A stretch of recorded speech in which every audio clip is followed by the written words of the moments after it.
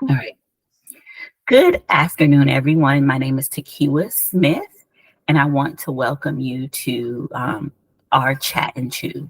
So, our Chat and Chew is a program of Tokiwa Smith Consulting where we talk about various issues of systemic racism and racial inequities in education and philanthropy. And the reason why we have these conversations is because these are really, really important sectors that impact us, how we educate our children and how we do social good and help the least of these. But these are also sectors that leaders aren't always honest about the racism that happens in these sectors that impact our community and especially our children so much. And so we want to have these conversations so that parents, community leaders, educators can learn how to advocate for children and the community so that we can really do educate our children and impact social good to really make a difference in the world and educate our children. And so today, this quarter's topic is near and dear to my heart because I was always good in math as a child and I didn't really have any issues. But in working in education and seeing, my niece and nephew and family members, noticing how brilliant Black kids were good in math, were not either prepared to college for college in math, had to do remedial, or their parents had to fight to get them into advanced classes, um, and or they had to go to private school. But all of these things where Black children aren't able to go in and be prepared and do math, advanced math courses in the schools that they were their neighborhood schools, the schools they're zoned to.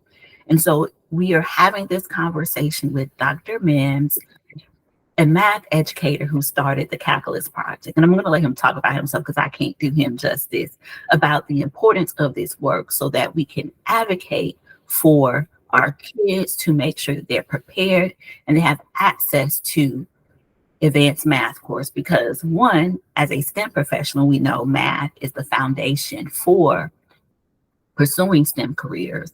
But also, whether you pursue STEM or not, it's just really good to have a good math background. I think it teaches you so many skills that are transferable in life. And so we're going to go ahead and start this conversation with Dr. Mims. So, Dr. Mims, thank you so much for making time to have this important discussion with us. Yeah, thanks for having me. It's a pleasure to be with you. Great to see you again. Good to see you again. So tell us about your background, why you started this work, and why you started the Calculus Project. Yeah, I think to kind of give you a greater context, I have to go all the way back to South Carolina. I grew up in Spartanburg, South Carolina. Also, I'm a first generation student. I have an older brother, older sister. We all went to college, but we're all member of first generation to go to college. But the high school that I attended was James F. Burns High School, which is in Spartanburg County, which was an interesting experience for me because it was a school that did not integrate until 1969. So when you think about the Brown versus the Board of Education ruling in 1954, then the Civil Rights Act of 1964, somehow they just didn't get the memo, right? It wasn't all deliberate speed. And so although I wasn't born until 71, by the time I made it to high school, it was still, a racially hostile and sometimes violent environment. And what made it even worse is the fact that the school was named after a former South Carolina governor who was against anti-lynching laws. And so the mascot there was the Confederate soldier. And, back, before right when they integrated, the football uniforms had a Confederate flag on it. So I'm just giving you the context of the environment that, I grew up in. And so when I went to Burns High School, there were 3 tracks. There was one track which they called basically kind of like a general track. The town I grew up in, there were textile mills all over the place. And so if you went through that general track, you just get your high school diploma and then you'd go work locally in one of the textile mills or whatever. But then they had another track, which was a vocational track, which, if you want to become a carpenter, plumber, fleet mechanic or whatever, you go half of your time at the high school and then go to another building called R.D. Anderson and learn a vocational skill. Then there was kind of like the college prep. I was in that college prep track, and I took all of my classes with, for three other Black people. And so that was, my experience. And what's interesting is, of course, my degree is in mathematics, but I didn't take calculus my senior year in high school. And so then I go off to the University of South Carolina with aspirations of getting a degree in electrical engineering. Little did I know that my high school did not prepare me for the rigors of post-secondary education. And so I tell people I'm a survivor of educational malpractice because, and the unfortunate thing is that it's still going on today with so many students and so many students who look like me. So I go to University of South Carolina, electrical engineering major. I'm working two jobs while, putting my way through college and first gen. And my junior year, I ended up changing my major, which is another long story, from electrical engineering to mathematics. And so it put me in a very bad position because I had to take a lot of 500 level math courses at the same time to graduate within 5 years. And that's when I met Kofi Fademba, who was at the time a graduate student getting his doctorate in mathematics, who was from Togo. And he was there at University of South Carolina with his family. And he saw a young Black man struggling in the student lounge, trying to figure out how to do all of these math problems in these 500 level math courses. And he saw my frustration, and he came over and he asked if he could help me. And, as a Black male, it's sometimes hard for us to admit that we need help and to accept help. But I felt like I was as low as I could get at that moment. So I was very receptive. And so I credit him for, one, helping me graduate within 5 years, but two, planting that seed and the inspiration of eventually creating the calculus project. So I left University of South Carolina, moved to Boston, Massachusetts in '94 with a degree in mathematics, but didn't know what I was going to do with it. Ended up starting work at Brookline High School as a math tutor to students in physics. I was actually supporting students in a program called METCO, which is a program, it's the oldest voluntary busing program in the country, where they would bus students from Boston into wealthy suburban school districts with the idea that if they have access to highly qualified teachers and all of the resources, that they would inherently be successful and do well in math and all of the other courses.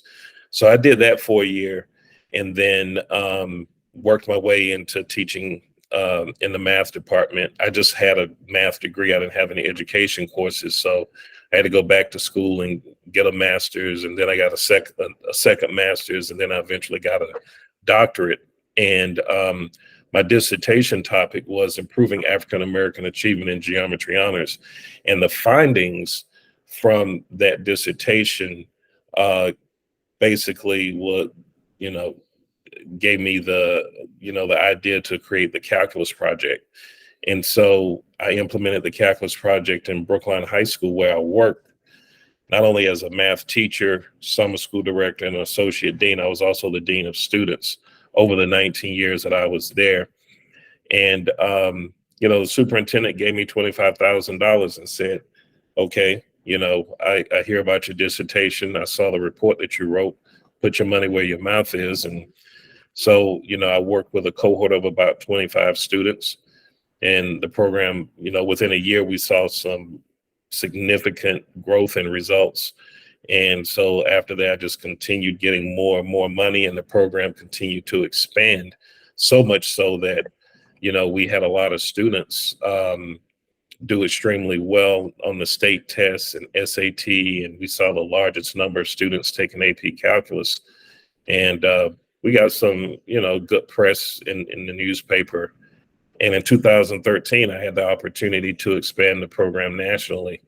So I left, and the rest is history. I've been doing this work on my own independently, either partnered with other nonprofits or education consultancies until I was able to get to a place to run it on my own through my nonprofit.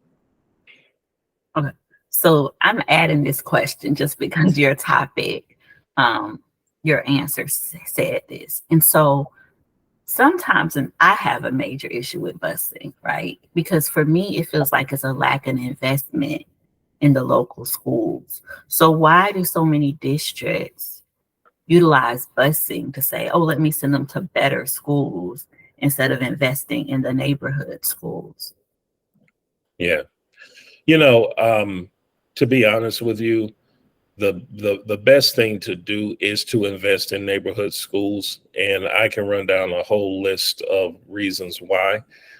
For example, with the Metco program, there's students who travel 3 hours round trip, 3 hours. They're getting up at 5 o'clock in the morning and they're getting on a bus. And so, we're up here in Boston and sometimes we have snow and ice. And when that's the case, it's an even longer commute. And so, these kids, they get home late because they want to participate in playing sports. They're exhausted.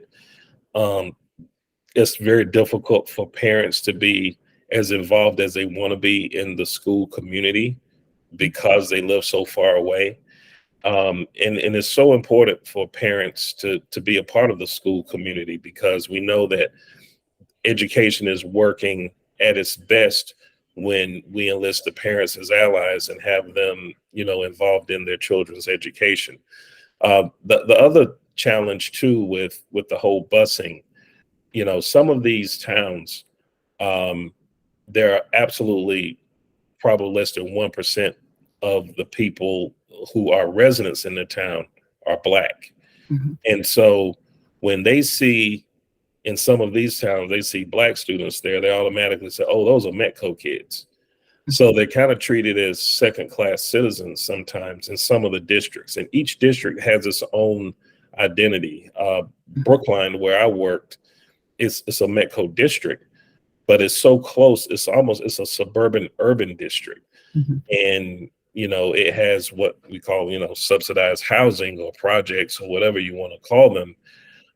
So when they see students in Brookline, they didn't automatically make an assumption they were Metco students because it was a very diverse town. And some students could actually be residents.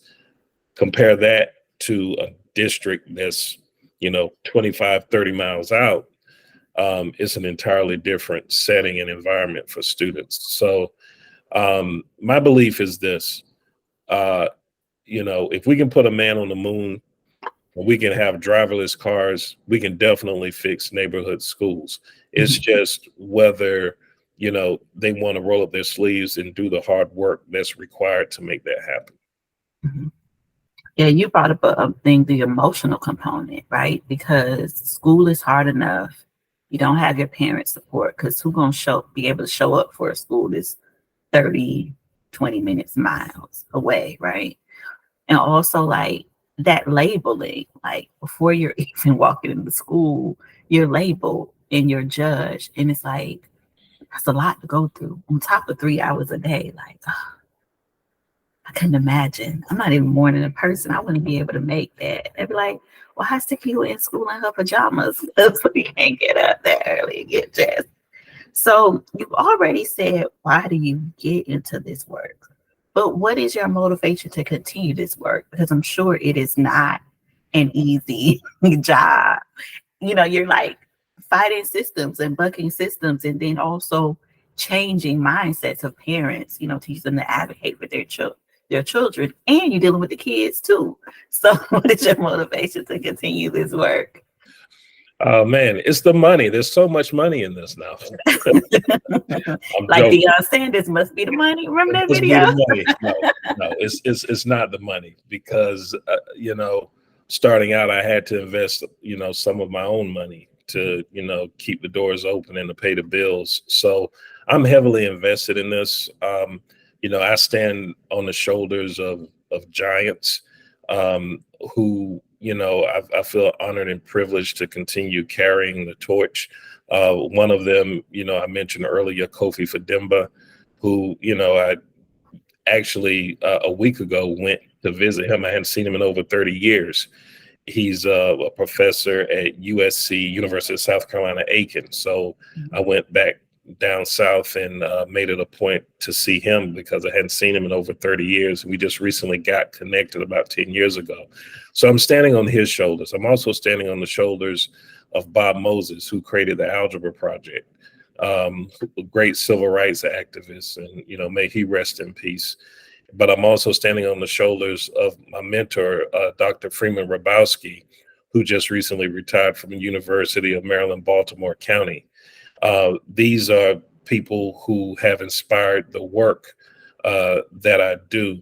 It's also personal because it's my personal story. As I said before, I'm a survivor of educational malpractice, and I see what's happening in a lot of these schools to Black and brown students, and it is educational malpractice. And when I say educational malpractice, I'm saying it in the context of we know what doesn't work, and we know what hurts not only Black students or brown students, but white students or Asian students, right? We know the things that work and don't work. So if we know the things that don't work, such as tracking, lowering expectations, doubling students up in math classes unnecessarily, and remediating kids, all of these things that we know don't work, why do we still continue to do it? It's almost like when you go in, if you've ever gone in for an X-ray, what's the first thing they do? They put that lead shield around you, right? Mm-hmm. So imagine if they said, you know what, we're not going to do the lead shield, to protect you, the lead vest, and then do the X-ray. Then you end up with cancer. That's medical malpractice. Well, they don't do it because they know what the outcomes are. So why are we continuously doing things in education that we know hurt Black and brown students disproportionately? And so for me, as long as I'm breathing and, as long as, I can continue to do this work and spread the work, I'm going to do it. It's personal. My children, I have a son who's 23. He, just graduated from college not too long ago. And I have a daughter who is a senior at Brookline High School where the program was created. My children participated in the program. Mm-hmm. And I always tell people, proof that God has a sense of humor. My son hated math. I asked him if he wanted to participate. I'm old school. I'm just like, you're participating. I'm dropping you off and you're going to do the program. And we butted heads. And, he didn't understand, nor did he really appreciate what I was doing for him until he went off to college. And the first thing that they asked him to do, he went to Bridgewater State. They asked him to take a test called the AccuPlacer. The AccuPlacer test, if you fail that test, you have to take a remedial math course. And what a lot of parents don't know is you have to pay for that course out of pocket. And if your child passes the course, the credits don't count towards their graduation.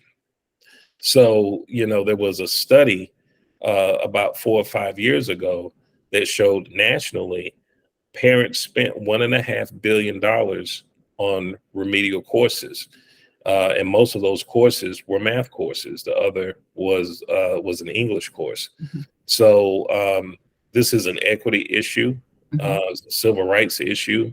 Mm-hmm. So I just feel, it's my part. I've been blessed and fortunate. So I have to carry the torch and continue to fight. Yeah, and it's something that I always hear, like when I used to be in meetings with a lot of policyholders, and I just had to stop because I don't have a poker face, and I can't be in those meetings.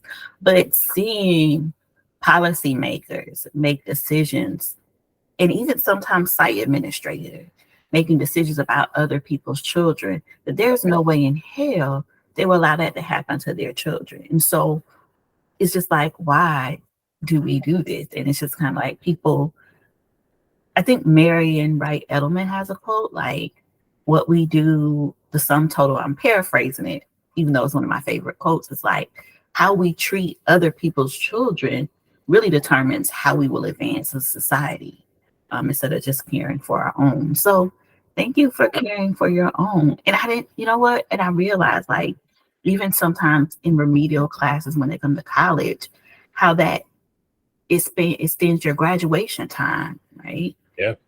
And a lot of colleges are impacted. I know my alma mater, Florida A&M University, had to be less lenient on their admission standards because the state was like, kids got to graduate within 4 to 6 years.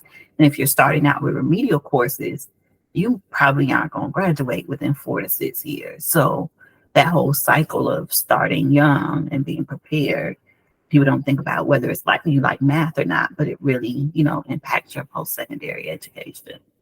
So my question is, what math courses are considered advanced math courses? Yeah, the way I define advanced math courses, um, because math is comprehensive, I look at it in terms of the sequence of courses, with the last course or courses being, AP calculus, AB or BC, high school calculus, or perhaps AP statistics.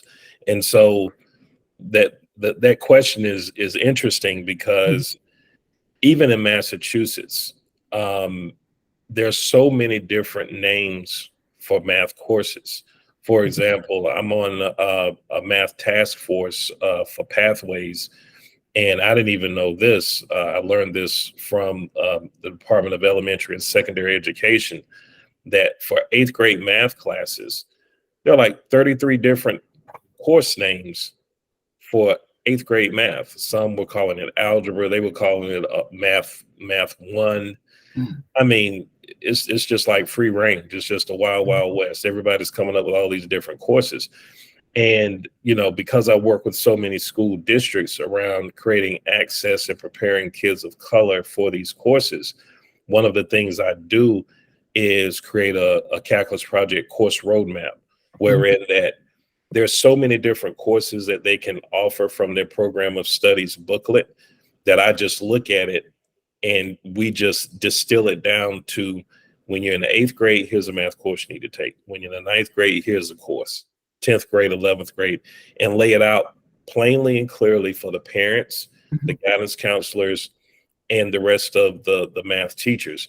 And the thing is that you cannot judge a course by the name. And so when I work with districts, they'll say, oh, well, this is a college prep course. I'm just like, let me see the syllabus for that course, because I have to look at what math topics are being taught. And if I look at the topics that they're teaching, I can determine if it's, a remedial course or not. Some of these districts I work with, some of the courses that are actually remedial courses, they call those courses college prep. And so you have to really, dig down deep. So to answer your question, kind of looking at it from a traditional sequence, students should have algebra in the eighth grade, and sometimes it's course leveling. They might call it algebra 1, algebra 2, or algebra 3, or whatever, or algebra B, or algebra A, or algebra C, to distinguish, because there's course leveling, meaning one of those algebra courses will go deeper into the content than some of the other algebra courses. But a strong algebra course, whether that's algebra honors or whatever, ninth grade geometry, 10th grade algebra 2 and trig, 11th grade pre-calculus, and then 12th grade AP calculus. So that's kind of a generic sequence, but it varies greatly from district to district, what is actually an advanced math course. That's interesting because I thought I took advanced math courses, and I'm just like, man, I was behind. Well, I could have took calculus 12th grade, but I was trying to kick it. Who trying to mess up that senior year doing extra homework? Right. But The GPA. we need to kick it.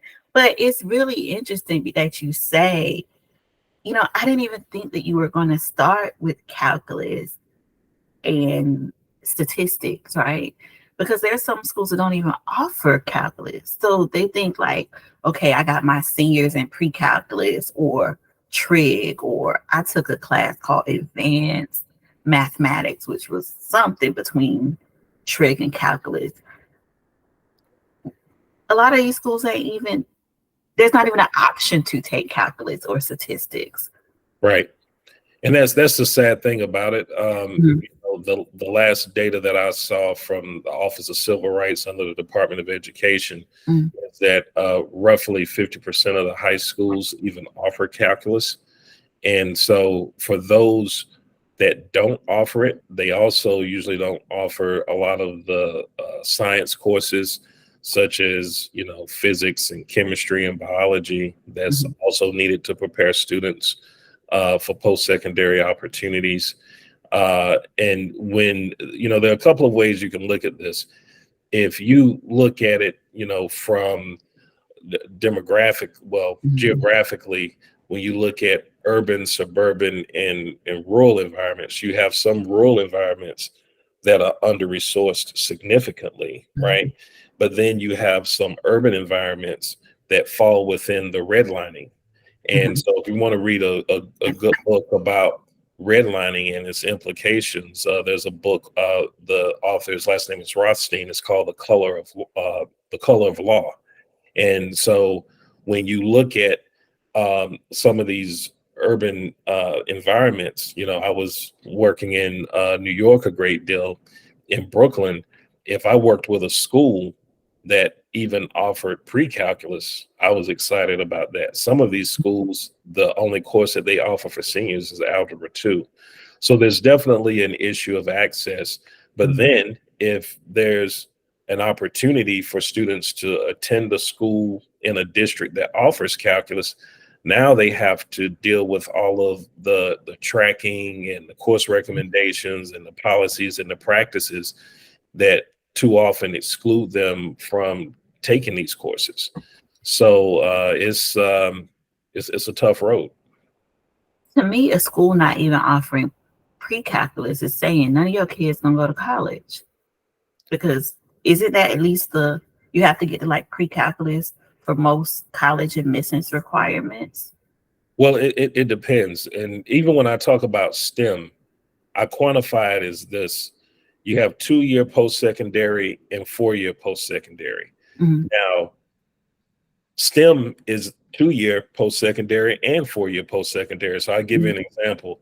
Automotive technicians, whether you're working with Tesla, whether you're working, on Hondas or whatever, automotive technicians, those are actually STEM workers, right? Because in order to be able to work on those cars, you have to have strong analytical skills, computer skills, technical skills. A lot of them are electricians.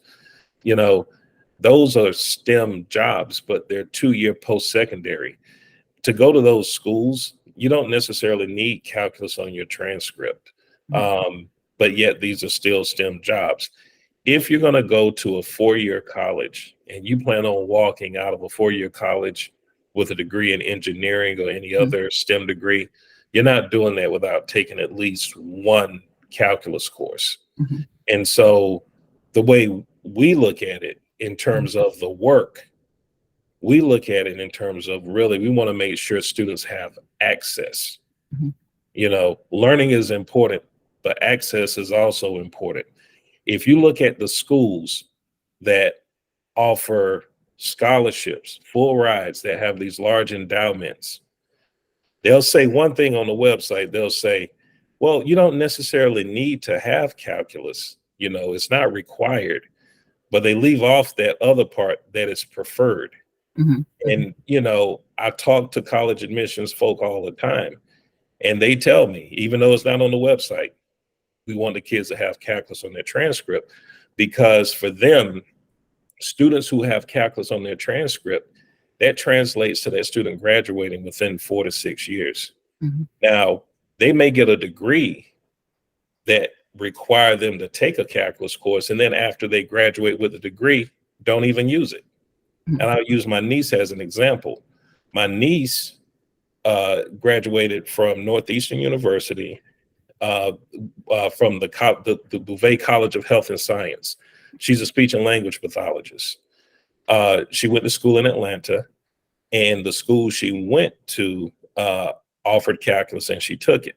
So she goes to Northeastern, and she, reaches out to me and she said, wow, I have to take this calculus class, and I've forgotten a lot of this stuff. It's kind of hard. I was just like, aren't you like a speech and language pathology major? Why are you taking calculus? She said, I have to take calculus. Mm-hmm.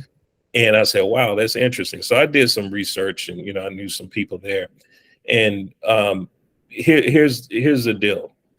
And these aren't actual numbers. I'm just describing to you the whole idea, the concept of how this works. Mm-hmm. The Bouvet College of Health and Science is a very, very good program. So what? They're going to have a lot of students applying for that program. So let's just say if they have 5,000 students applying for various, like physical therapy, speech and language pathology, all of that.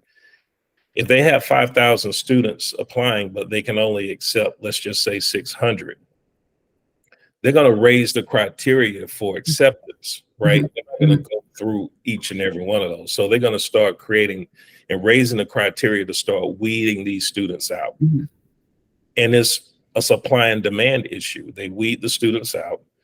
And then when you go onto these college campuses and you go into these classrooms, you go into these engineering classes, you may see students of color, but they may be students of color from other countries. How many of them, especially here in Boston, are students who grew up in Boston, Mattapan, Dorchester, Roxbury, areas in the city where there's a concentrated, high level of, Black folks, right? Mm-hmm. So, it's tricky.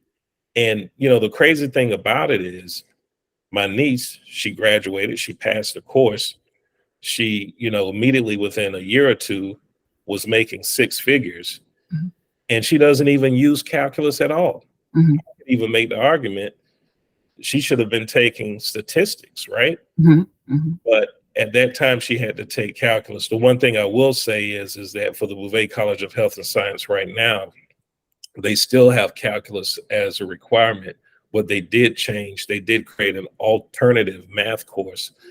I don't know what that math course is, but rest assured it's, a challenging high-level math Mm-hmm. course. Mm-hmm. But how many students are going to get the foundational knowledge and experience to be able to pass that course? Mm-hmm. And if you don't pass that course, you don't get that degree. Yeah. For me, statistics was harder than calculus, and I don't know why. But yeah, that is so interesting. And making that point that you never really know where having a strong background can help prepare you for your career. Because I would have never thought a speech pathologist had to take calculus. Well, physical therapy falls under the Mm-hmm. Bouvet College of Health and Science. And, I still think I can get out there and play basketball the way I did when I was a lot younger. And, I'm always getting hurt. And, I didn't have a physical therapist calculate the area under the curve or, they helped me walk in a straight line again. Mm-hmm. But, the other thing too, programs such as, even if you're getting a degree in business, right? They actually have a version of calculus that they call business calculus. Mm-hmm. They had that at FAM. Mm-hmm. Yeah. So you're definitely better off getting the exposure in high school if it's a legitimate calculus course in high school. I mean, there's some high schools that offer high school calculus or even an AP calculus course, and it's still not, the best quality. And it's not necessarily preparing kids compared to if they even had a pre-calculus course. So that's the other challenge. I will share with you one little story from one of my students who's now a junior at UMass Amherst. She made an interesting observation. And I've known her. She's been in our program since she was in the 8th grade, and very smart young lady. She took AP statistics her senior year and high school calculus her senior year as well. But she's at UMass Amherst right now. And what she said there are like 3 different groups of students here. She said there's one group of students who are really struggling in this calculus course because their guidance counselor told them that they didn't need to take it in high school, and they're struggling. There's another group of students who are struggling, who took a calculus course, but they didn't really have a good teacher. Mhm. And then there's me. I took a calculus course and it was a solid course and I had a really good teacher, and I'm actually tutoring and helping a lot of these students. Mhm. So even just the fact that you are taking a calculus course in high school, it still doesn't necessarily mean that you're going to be really prepared, but Mhm. your chances are a lot better off attempting it than not at all. Okay, so what are some of the reasons that school districts and schools don't offer advanced math courses other than the racism? Or is it just simply the racism?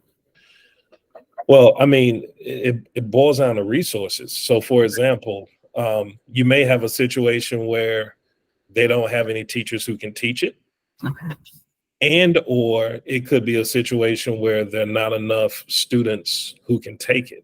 So, for example, if you're a principal and you're running a school, you have a master schedule.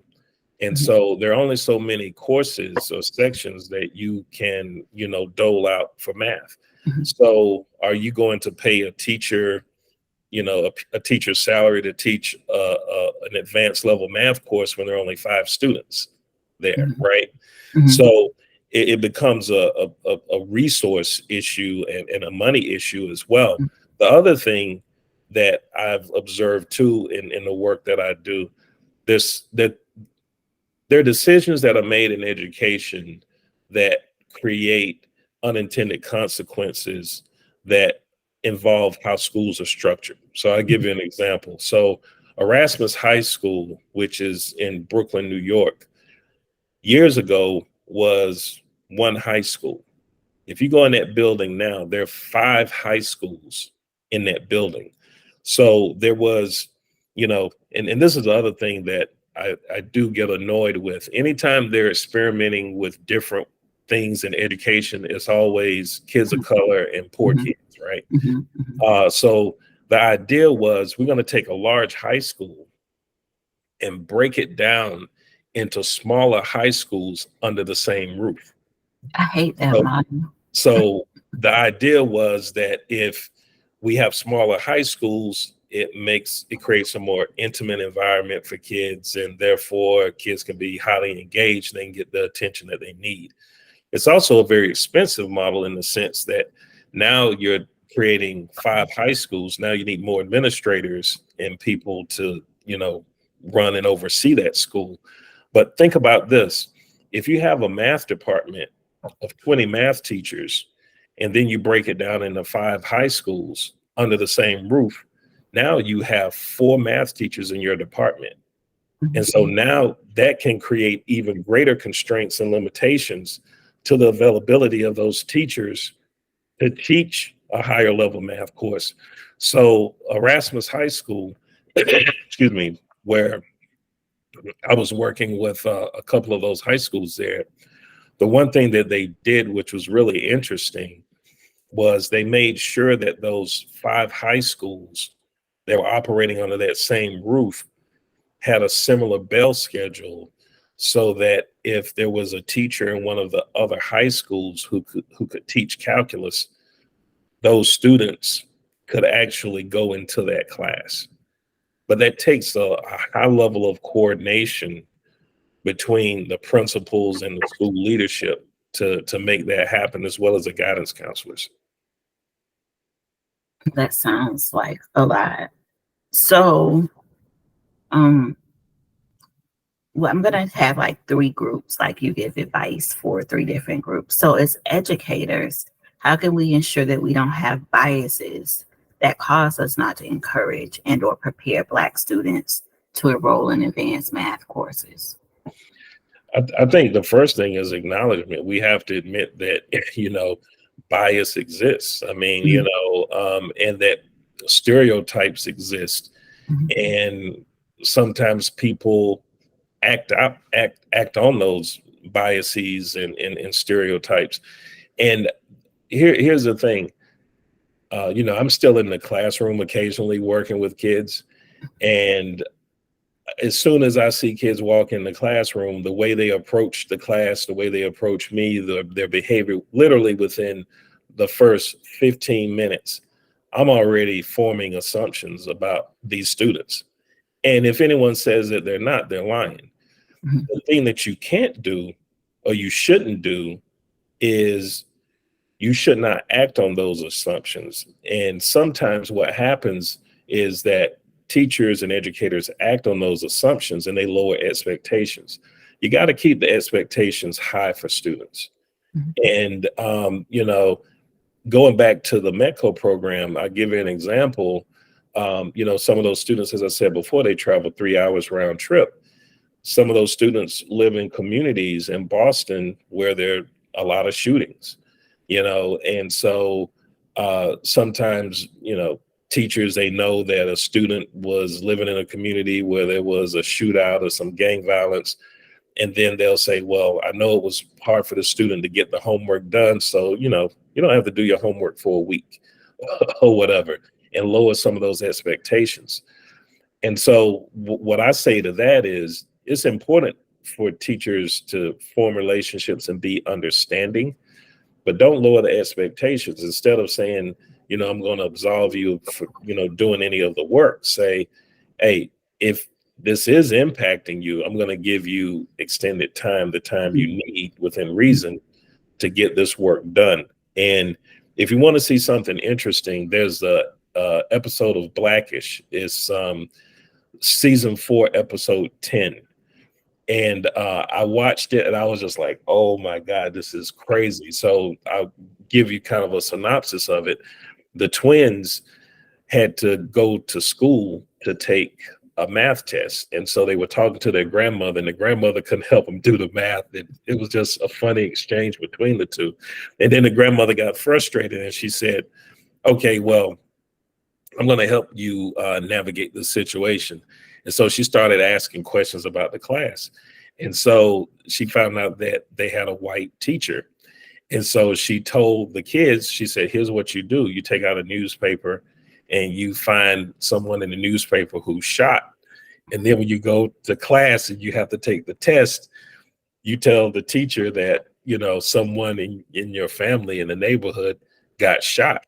And so they It's just crazy because they ain't living in no neighborhood with people getting shot. so the teachers come and she's getting ready to pass out the test, and the kids are looking in the paper. They put the paper away, and she says, oh, somebody in our family got shot, blah, blah, blah, blah, blah. And the teacher said, oh my God, the hood is so ruthless or whatever. And then she says, don't worry about it. You don't have to do any homework. You don't have to do the test, blah, blah, blah, blah, blah. Then forward that there's a black substitute teacher who's in there, and they try the same, trick with them. And the black substitute teacher said, well, who was shot? And it said, Denzel. Said, Denzel who? Denzel Washington. And like the teacher was on it just like that. It was just like, nah, you're taking this test and call home. But anyway, the reason why I'm sharing that is because it's the making the assumptions and lowering expectations have everything to do with access, because teachers take sometimes the students' performance and the assumptions that they make about students in terms of their capacity to perform and their capacity to learn, and then say, even though the student may do well in the class, say, I'm going to do this student a favor and not recommend this honors level or this advanced level math course, because I want to save this kid, or I want to do this student a favor because I know this class is hard and it's stressful. So it's complicated, to say the Yeah. least. And see, now it's like you're not preparing them for college or life, because life is hard, right? And you got to figure it out. Well, So, yeah, life is hard, and it's.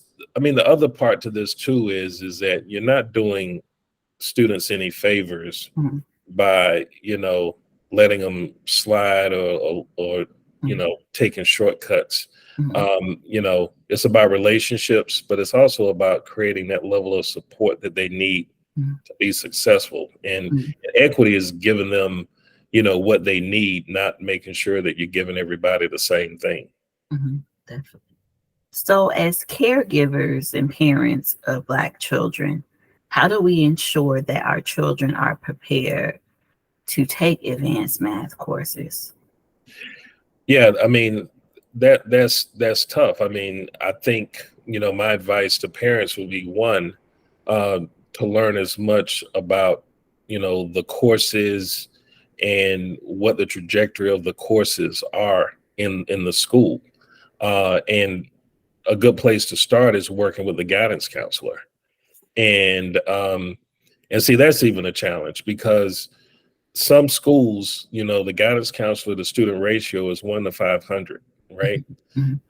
And it's even greater in some communities. So will the parents, be able to get that meeting, have that conversation with the guidance counselor, and then knowing what questions to ask. Um, the other challenge too is knowing, like, for example, here in Massachusetts, the state test is the MCAS. Mhm. So what does it mean? There are 4 designations for students' performance on the MCAS. So what does it mean if my child gets needs improvement Mhm. in the 7th grade in math for the MCAS? Does that, what's the trajectory? What are some of my options for my child? And one of the things that I tell parents, and it's tough, and that is, if you see an opportunity for your child to do any type of math or STEM enrichment during the summer, make sure you sign your child up. The sad thing about it, I know here in Boston, there are very, very few opportunities. And even though there are a lot of colleges and universities that offer summer programs like that, they charge. There's a program at BU that charges $1,000 a week Mhm. to have, children come onto the campus and do STEM activities and improve their math school, their math performance, and deepen their knowledge. Mhm. Um, the population that are, the students who are in our program, most of them are middle class to low income. So what can parents do, even if they don't have access to these programs or they can't talk to a guidance counselor? There are some really good math programs out there. I know Khan Academy, this isn't anything that's solid, but it's Conmigo that they're working on now, where they're using AI to help students learn mathematics. And nothing can replace a teacher. Let me just be upfront. I look at AI and the advancements that they're making. It's a tool just like a graphing calculator or a computer. You know, you can never replace a teacher. But there are some really good programs out there. Dreambox, the CEO is an African American woman. Is good for kindergarten through 8th grade.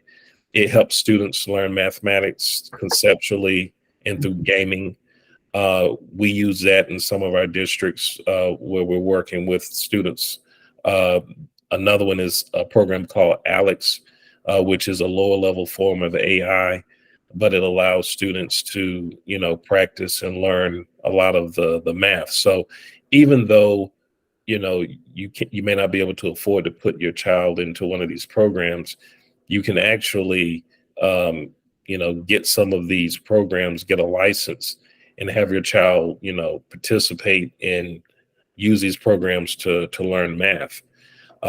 Another strategy too is looking at churches, um, fraternities, sororities, National Society of Black Engineers, looking at nonprofits to see if they have programs. NSBE, which is National Society of Black Engineers, they were running programs, STEM programs, and maybe if they're local chapters at a college, you may be able to get a college student.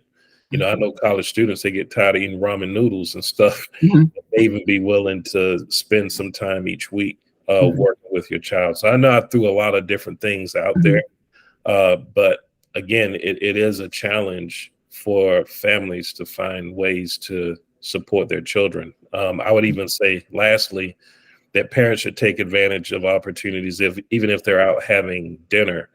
at a restaurant, to have their child calculate what the tip would be for, Mhm. having a dinner, just playing cards, playing Uno, Mhm. anything that involves strategy and reasoning. Because if you think about the brain as a muscle, ex- you know, uh, you're working with your child to flex and use that brain as a muscle with all of these various activities. Yeah, or even I ran a college program, pre-college program that was free, but I only had 16 slots, and every year I had hundreds of applications. So Yeah. yeah, it was hard. It was hard. Um, Other thing, as caregivers and parents and family members of Black children, how can we advocate for our children to ensure that they have access to advanced math courses and or prepared for them? Yeah, I think again, you have to partner and reach out to not only the guidance counselors, but also, the administrators, the math teachers, and let's just kind of have a conversation and say, look, my child, I want my child to be successful in math. Uh, are there any resources? What types of supports exist? Um, you can also approach it from, I want my child taking calculus, and then work backwards. And what are the Mhm. courses that my child needs to take, and what grade in order to get there? Um, the it's hard to give kind of like a detailed blueprint of Mhm. questions and things to do, because just in my work is I've just seen so many different schools and environments. For example, in a lot of the suburban districts, they tend to not to have a whole lot of outreach to parents, Mhm. for the simple reason that in these wealthier communities, these parents are strong advocates and helicopter parents. They're actually trying to find ways to keep parents out of the school. So when when they have a Metco program, and there's a parent of color who lives in the city who wants to come in and have these conversations, they may not be as welcoming and accommodating, right? Mhm. And so I think one of the things that I've seen and always advise educational leaders, when they have these back to school nights and these open houses, and you see that, certain groups aren't showing up, then you need to think differently about how you're engaging the community. Maybe you need to go into the community Mhm. and have these conversations with the parents. So it has to be both. I think, parents have to be willing and curious and engage the educators, but the educators have to have a high level of outreach and be willing to change some of their practices. Why not have a back to school night in a church, or a YMCA, if it's easier for parents to get there? And I see that happen a couple of times with some of the schools when the turnout wasn't as high as it needed to be. So you said start backwards. So when we start backwards, does that conversation start in middle school? Because that's when they start to have the specialized math courses. Well, see, that varies too, because Okay. I'll use Boston as an example. And they got rid of these courses, but it still happens in terms of tracking. Boston had what they call advanced work classes. Basically, going as early as fourth grade, students were separated based on perceived ability and given the best teachers in advanced coursework in English and math. And so when you think about the distribution of resources and highly qualified teachers who are skilled, and you're giving those to the students who are anointed and considered advanced work, that groundwork is being laid down Mhm. In very, elementary. very early in elementary school. So, I tell people, they like to use the word detracking. Again, it's kind of politically charged, but it's also language that they love to use to kind of be politically correct, to say, oh, well, we detract, because they know that it's not, the right Mhm. thing to do. Is, again, it's educational malpractice. The issue is, if you have more than one level of math course, there's tracking. There Mhm. was only one time when we didn't have any level of tracking. And that was when we had a one-room schoolhouse because everybody was in the same class. Mhm. But what they say now with detracking is basically, is that separation going to happen in terms of we have multiple levels of math courses? Is it going to happen in the sixth grade, seventh grade, or eighth grade? Are we going to kick the can down the road and then have that split happen when they're 10th graders? So, it's tough because in one district they may start sorting kids in the fifth grade, whereas in another district they may start sorting students in the seventh or eighth grade. So it's tough to help parents because every school district is different, and you really have to know the questions to ask. And so reaching out to the principal, the guidance counselors, and just saying specifically, I want to make sure that my child is prepared to go into a STEM profession. Hopefully they'll know what they're doing and they'll be able to guide the parents in the right way. Yeah, now that you think about it, because I was good in math early, I remember being separated out as early as third grade, Yeah. with like Tokiwa was good in math. We had that small groups, where like the teacher's assistant helped and you were able to do it. So I guess it's not. So my last question, because we're almost out of time and I want to give people a few minutes to ask their questions. When we talk about resources and allocations, that's above school site. So how do we engage and be aware of what's happening and decisions that are happening on district and state levels that impact our children? Yeah, I mean, you can always go to the Department of Education website in your respective state. I would say go to PTO or PTA meetings, go to school board meetings. Um, I would go sometimes, principals have meetings, go to back to school night. Mhm. Anytime there's an opportunity for you to ask a question and gain knowledge or information, make sure that you go to that. But then also go to the district's website. Uh, every district that I've experienced worked with, they have what they call a report card, um, that is generally required, uh, that gives you a breakdown of how does this school actually perform, and how well is this school doing. So I would encourage parents to explore the websites as well and see what information they can gather. Okay.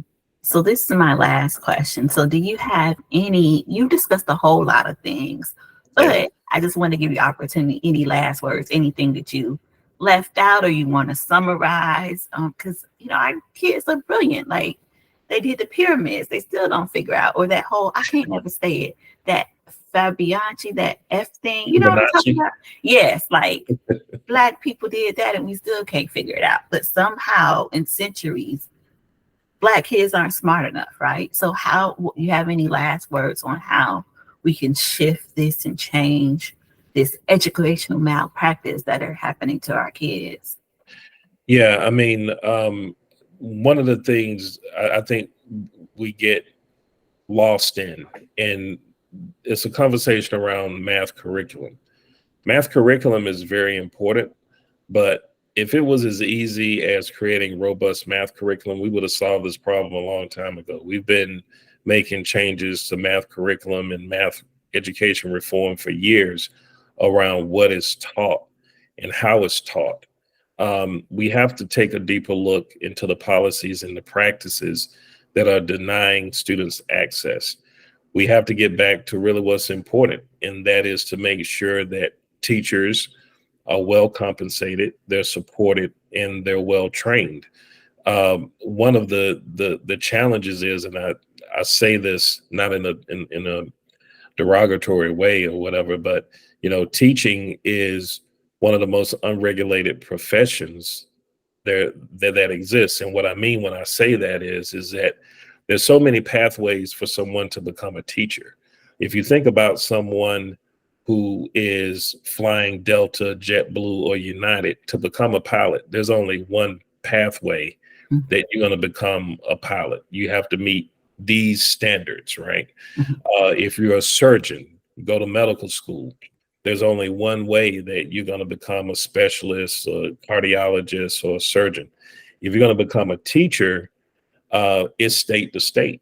Mhm. And the states are changing some of the requirements because it's hard for them to attract teachers. So the other thing is all graduate schools of education aren't created equal.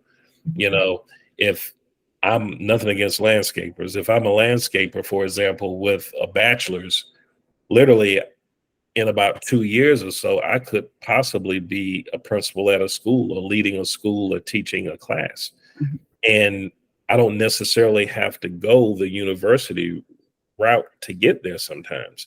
So I'm saying that to say that because there's so many different paths to becoming a teacher, that just because you go into a school and they have teachers there, it doesn't necessarily mean that there's quality teaching Mhm. happening or going on. And so we have to make sure that we're constantly providing professional development for teachers, giving them the tools that they need. And we have to make sure that we retain the teachers of color who decide to go into the profession. The last thing I just want to say, the thing that I've seen happen too often is that when some schools hire a teacher of color, they throw them in the deep end of the pool and they put them with the most challenging kids of color without the supports that they need. Mhm. And that's their first introduction to becoming a teacher. And the induction program doesn't provide them with the supports to grow and to be successful in the job. And too often they end up leaving. Mhm. So we have to be intentional and purposeful about our recruitment and support of teachers of color to make sure that they can win and be successful at this job. Well, thank you so much. If you have a few minutes, I'm going to see if Yeah. anybody has questions for you. And thank you so much. This is so informative. Thank you. Had a great time. Great to see you.